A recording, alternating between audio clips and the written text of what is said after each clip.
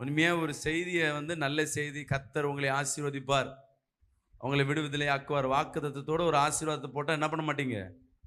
அந்த மெசேஜை யாரும் ஒருத்தரும் பார்க்க மாட்டீங்க. அது வியூவர்ஸ் ஒரு யூடியூப்பில் பார்த்தீங்கன்னா 10-15 கூட போகாது.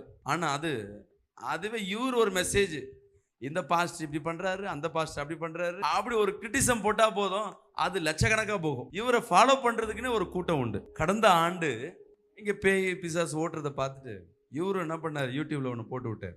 என்ன போட்டு விட்டாருன்னா, ஏதோ ஆணி பிடுங்குற பாஸ்டர்னு ஏதோ ஒன்று போட்டு விட்டார், சுடுகாட்டு பாஸ்டர்னு ஏதோ ஒன்று போட்டு விட்டார். போட்டது சும்மா இல்லாமல் நான் அப்போ முன்னாடி 2 பசங்க வேலை செஞ்சிருந்தேன். அந்த பசங்க இவருக்கு ஃபோன் பண்ணி என்ன பண்ணாங்க, திட்ட ஆரம்பிச்சாங்க. எங்கள் பாஸ்டரை பற்றி தெரியுமா உங்களுக்கு? எனக்கு தெரியாது, அந்த பசங்க பேசுனதே எனக்கு தெரியாது. அப்புறம் கொஞ்ச நேரம் கழிச்சு நானே இவருக்கு ஃபோன் பண்ணுறேன். ஐயா, நீங்கள் போட்ட உடனே என் மெசேஜ் ஒரு 10 பேர் தான் ஒரு 100 பேர் பார்க்குறாங்கன்னு வச்சுங்களேன்.